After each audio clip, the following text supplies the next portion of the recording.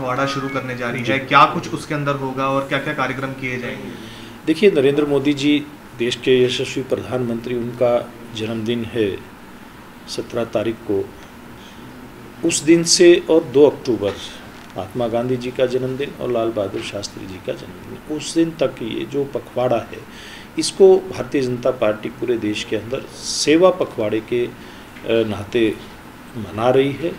17 तारीख को ही कहीं ब्लड डोनेशन के कैंप होंगे, कहीं पे स्वच्छता का अभियान चलाया जाएगा, कहीं पे कोई दूसरे प्रेरणादायक इस प्रकार के कार्यक्रम किए जाएंगे जिनसे युवाओं को उत्साह मिले, कहीं पर नशे के खिलाफ मैराथन का आयोजन किया जाएगा। यानी कि 17 तारीख से ही ये पूरे कार्यक्रम चलेंगे और 2 अक्टूबर तक ये चलने हैं। इस दौरान जैसे मैंने बताया, अलग अलग प्रकार के कार्यक्रम चलेंगे। खास करके सेवा पखवाड़ा में ब्लड डोनेशन का कैंप है, वृक्षारोपण है, स्वच्छता अभियान लेना है, खेल का आयोजन करवाना है, जो CSC PSCs हैं उनके अंदर भी कुछ इस प्रकार के कार्यक्रम रखने हैं। चाहे TB ग्रस्त जो हमारे भाई बहन हैं, हमारे नागरिक हैं, उनकी सेवा के लिए कार्यक्रम आयोजित किए जाने हैं, या फिर स्वस्थ माता और सक्षम परिवार, इस प्रकार के कार्यक्रम का आयोजन है। ऐसे कई कार्यक्रम इस पखवाड़े के दौरान रहेंगे और निश्चित रूप में देश के प्रधानमंत्री नरेंद्र मोदी जी का जन्मदिन है, तो विशेष प्रकार से सेवा भाव से इस पखवाड़े को, यानी कि फिर महात्मा गांधी जी के जन्मदिन तक का जो पखवाड़ा है, शास्त्री जी के जन्मदिन का पखवाड़ा, इसको मनाने का आयोजन किया जाएगा। सर, सभी मंत्रियों, सांसदों और विधायकों की अलग अलग जगहों पे ड्यूटी लगाई गई है, आपकी कहाँ पे ड्यूटी लगी है? देखिए, बहुत सारे कार्यक्रमों में अलग अलग मेरी ड्यूटियाँ लगी हैं। इसके अलावा एक विशेष कार्यक्रम भी हम लोगों के जुम्मे लगा है अभी, जिसकी शुरुआत 29 अगस्त से रजिस्ट्रेशन के रूप में हुई थी सांसद खेल महोत्सव की, और वो 21 तारीख से ऑन ग्राउंड वो कार्यक्रम आ जाएंगे और 25 दिसंबर तक वो चलने वाले हैं। इसके नाते भी मेरी ड्यूटी लगी है। यदि सर बाढ़ की बात की जाए, लगातार यदि पंजाब के अंदर जिस प्रकार की स्थिति देखी, हरियाणा लगातार मदद कर रहा है पंजाब की, तो किस प्रकार से देखते हैं सर ये सभी चीज़ें? देखिए, बाढ़ एक इस प्रकार की प्राकृतिक आपदा है जो सबको मिल करके, चाहे सरकार है संबंधित प्रदेश की, चाहे केंद्र सरकार है, या फिर वहाँ के नागरिक हैं, स्वयंसेवी संगठन हैं, या फिर साथ लगते राज्यों की सरकारें हो सकती हैं। जैसे पंजाब में बाढ़ का तो प्रकोप हरियाणा में कुछ स्थानों पर बड़ा दिखाई दिया, काफ़ी जगह के ऊपर पानी बारिश का इतना खड़ा हुआ कि कुछ स्थानों पर निकला है, कुछ में अभी तक समस्या दिखाई दे रही है। लेकिन पंजाब के 23 जिले बहुत बुरी तरह से बाढ़ग्रस्त हुए, जिनका पानी आज भी निकलने में समस्या आ रही है। पंजाब के साथ, पंजाब के नागरिकों के साथ हमारी हरियाणा की सरकार भी खड़ी है, और देश के प्रधानमंत्री नरेंद्र मोदी जी ने भी वहाँ पर सर्वेक्षण करके, वहाँ का दौरा करके और हालात का जायज़ा लिया, और वहाँ के लिए एक बड़ा पैकेज भी जारी किया है। और मैं समझता हूँ पंजाब के लोग बड़े हिम्मत वाले लोग हैं, बड़े कर्मठ और मेहनती लोग हैं, सब मिल करके इस बाढ़ की प्रकोप से बहुत जल्दी निकलने का काम करेंगे। पंजाब में मोदी जी ने दौरा किया, जिसके बाद से लगातार हरियाणा में विपक्ष जो है ये मुद्दा उठा रहा है कि हरियाणा के भी कई जिलों में बाढ़ आई, वहाँ पे भी स्थिति खराब थी, मोदी जी को जो है हरियाणा का भी निरीक्षण करना चाहिए था। देखिए, विपक्ष को अपनी बात कहने का अधिकार है, लेकिन हरियाणा प्रदेश के अंदर जिस प्रकार के हालात हैं, निश्चित रूप से वो हालात काबू के अंदर हैं। हमारी सरकार इतनी सक्षम है नायब सिंह जी के नेतृत्व में कि हम सबको अच्छे प्रकार से इस बाढ़ के प्रकोप से बाहर निकाल करके लेकर के आएंगे। और मुख्यमंत्री जी ने बाढ़ राहत पैकेज की भी घोषणा कर दी है। किसानों को भी फसल का मुआवजा मिलेगा, जिनके मवेशी का नुकसान हुआ उनको भी मुआवजा मिलेगा, जिनके घरों का या अन्य किसी इस प्रकार का कोई प्रॉपर्टी का नुकसान, उसका भी मुआवजा सरकार देने का काम करेगी। तो निश्चित रूप में मुझे लगता है कि ऐसे हालात नहीं है कि देश के प्रधानमंत्री को दौरा करने की ज़रूरत हो। हाँ, अगर ऐसे हालात होते तो देश के प्रधानमंत्री हिमाचल का भी दौरा करके आए हैं, पंजाब का भी दौरा करके आए हैं, तो हरियाणा का दौरा करने में कोई दिक्कत थोड़ी। हरियाणा तो नरेंद्र मोदी जी के लिए अपने प्रदेश की तरह है, क्योंकि उन्होंने जब वो संगठन का काम देखते तो हरियाणा के प्रभारी के नाते बहुत लंबे समय तक उन्होंने काम किया है।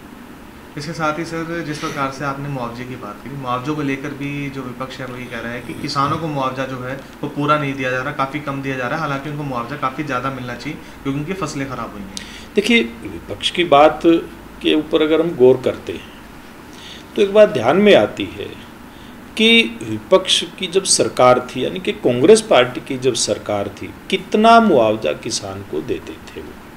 2-2 ढाई रुपए के चेक तो हमने देखे हैं, आपने देखे हैं, किसान के हाथ में जाते थे। ऐसी व्यवस्था थी कि जिसका नुकसान हुआ है उसको नुकसान मिलता नहीं था, हमने अपनी आंखों से देखा है।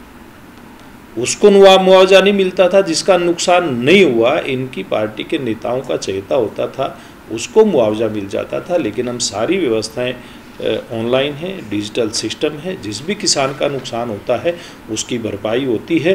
और मैं दावे के साथ कह सकता हूं कि अब तक का हरियाणा प्रदेश का सबसे अधिकतम अगर को मुआवजा देने का काम किया है तो हमारी भारतीय जनता पार्टी की सरकार ने पूर्व में मनोहर लाल जी के नेतृत्व में जो शुरू किया था, आज नायब सिंह जी के नेतृत्व में हम सबसे अधिक मुआवजा देने का काम कर रहे हैं। सर, विपक्ष एक मुद्दा उठा रहा है कि हरियाणा में कानून व्यवस्था सही नहीं है। कल भी कुरुक्षेत्र में एक घटना हुई, फायरिंग हुई है। देखिए, इस प्रकार की कोई घटना होती है, निश्चित रूप से निंदनीय घटना है। किसी भी रूप में कहीं कोई, चाहे वो गुंडागर्दी होती है या कोई बड़ा क्राइम होता है, वो सहन करने योग्य नहीं है। इसलिए मुख्यमंत्री जी ने सख्त आदेश दे रखे हैं। कहीं भी कोई भी इस प्रकार का कोई गुंडा एलिमेंट या कोई इस प्रकार की शरारत करता हुआ व्यक्ति या कानून व्यवस्था को खराब करता हुआ व्यक्ति अगर कहीं कोई मिले तो निश्चित रूप से उसके ऊपर कार्रवाई होती है। हाँ, एक बात जरूर हुई है कि पूर्व में इस प्रकार के मामलों में बड़ा पक्षपात होता था। ये सरकार ऑन मेरिट काम करती है और जो भी दोषी होता है उसके खिलाफ किसी भी प्रकार की रियायत बरतने का कोई सवाल नहीं होता। किसी को राजनीतिक संरक्षण यहाँ पर प्राप्त नहीं है जैसा कि पूर्व में प्राप्त होता था।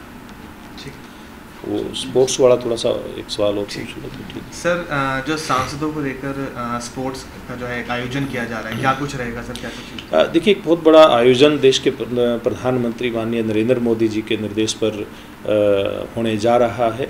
जैसे आत्मनिर्भर भारत का एक लक्ष्य प्रधानमंत्री जी ने अपने सामने भी रखा है, देश की जनता के सामने भी रखा है कि 2047 तक विकसित भारत हो, हमारा भारत दुनिया के सबसे ताकतवर देशों की श्रेणी में आकर के खड़ा हो। उसके लिए सरकारें जहां अपना योगदान कर रही हैं, अपने स्तर पे जो करना वो कर रही हैं, तो प्रधानमंत्री जी चाहते हैं कि देश के युवा को भी इसके अंदर अपनी पूरी ताकत लगानी चाहिए। और उन्होंने युवाओं को एक टास्क दिया है कि जैसे उन्होंने एक गैम्बलिंग के ऊपर, इसके ऊपर लोकसभा राज्यसभा के अंदर कानून बना करके इसको रोकने का काम किया है, ऑनलाइन गैम्बलिंग का और इस प्रकार का। तो युवा इस तरह के मामले को छोड़ करके खेल को अपनाएं और दूसरा नशे को छोड़ करके युवा खेल को अपनाएं। यानी कि गलत आदतों को छोड़ करके अगर युवा खेल की तरफ आकर्षित होता है तो निश्चित रूप में वो भारत का जो विकसित भारत का सपना उसमें अपना योगदान देगा। इसीलिए 29 तारीख से एक अभियान शुरू हुआ है जिसमें जो सांसद खेल महोत्सव है उसमें हर गांव से कोई न कोई खिलाड़ी व्यक्तिगत या टीम के नाते अपना रजिस्ट्रेशन करवाए और ये रजिस्ट्रेशन 21 तारीख तक चलेगा। इसमें हमने, मेरे पास सिरसा लोकसभा है तो मैंने इसमें फुटबॉल है, वॉलीबॉल है, हॉकी है, कबड्डी है, छोटे उसका स्पेल का यानी कि 10-10 ओवर का क्रिकेट का मैच है और उसमें व्यक्तिगत खेलों के अंदर बॉक्सिंग है, 100 मीटर की रेस है, 400 मीटर की रेस है, जेवलिंग थ्रो है, शॉट पुट है, लॉन्ग जंप है। ऐसे खेल हमने इसमें शामिल किए हैं जिनका 20 तारीख तक रजिस्ट्रेशन होगा। ये रजिस्ट्रेशन गांव स्तर पे होगा या नगरीय स्तर पर होगा और इसके बाद इनके अलग अलग इवेंट करवाए जाएंगे। जो गांव स्तर के खिलाड़ी आएंगे इसमें या टीमें आएंगी उनका ब्लॉक स्तर के ऊपर एक टूर्नामेंट करवाया जाएगा। जो इसके विजेता होंगे पहले और 2 नंबर के, उनको फिर हम विधानसभा लेवल पे उनको खिलाने का काम करेंगे। उसमें फिर प्रथम और द्वितीय यानी कि फर्स्ट और जो सेकंड आएंगे उनको फिर लोकसभा स्तर पर खिलाने का काम करेंगे। एक बड़ा आयोजन इस नाते होगा और ये 21 सितंबर से शुरू होकर के 25 दिसंबर तक ये चलने वाला है। और मैं तो आपके माध्यम से युवाओं से अपील करना चाहता हूँ, बेटे बेटियों से अपील करना चाहता हूँ कि ज़्यादा से ज़्यादा संख्या में अपने पसंदीदा जो भी आपके खेल हैं इसके अंदर आप रजिस्ट्रेशन करवाइए। बहुत अच्छा एक ये खेल महोत्सव होने जा रहा है। इसको हम महोत्सव की तरह इस खेल के आयोजन को ले रहे हैं, हम उत्सव की तरह इस खेल के आयोजन को ले रहे हैं। निश्चित रूप में देश के प्रधानमंत्री जी का जिस प्रकार का विजन है विकसित भारत का, तो ये खेल भी हमारे युवाओं के लिए, हमारे खिलाड़ियों के लिए नए रास्ते खोलने का काम करेगा। नए उपराष्ट्रपति ने हाल ही में अभी शपथ ली है सर, किस प्रकार देखते हैं, कहाँ की ओर देश को वो आगे लेके जाएंगे? देखिए, निश्चित रूप में उपराष्ट्रपति जी ने शपथ ली है, कल उनकी शपथ हुई है, और मैं समझता हूं कि जहां वो राज्यसभा के अध्यक्ष के नाते उसका संचालन करने में बड़े सक्षम व्यक्ति हैं। उनका पुराना एक लंबा सामाजिक और राजनीतिक अनुभव है। वर्तमान में भी इस पद से पहले राज्यपाल के नाते उन्होंने भूमिका निभाई, और वो जो अच्छे काम उन्होंने एक विज़न के साथ उन्होंने काम किया है, तो उपराष्ट्रपति के नाते भी वो विज़न के साथ काम करेंगे और देश को आगे लेकर के जाने में अपनी अहम भूमिका निभाएंगे। ठीक है साहब।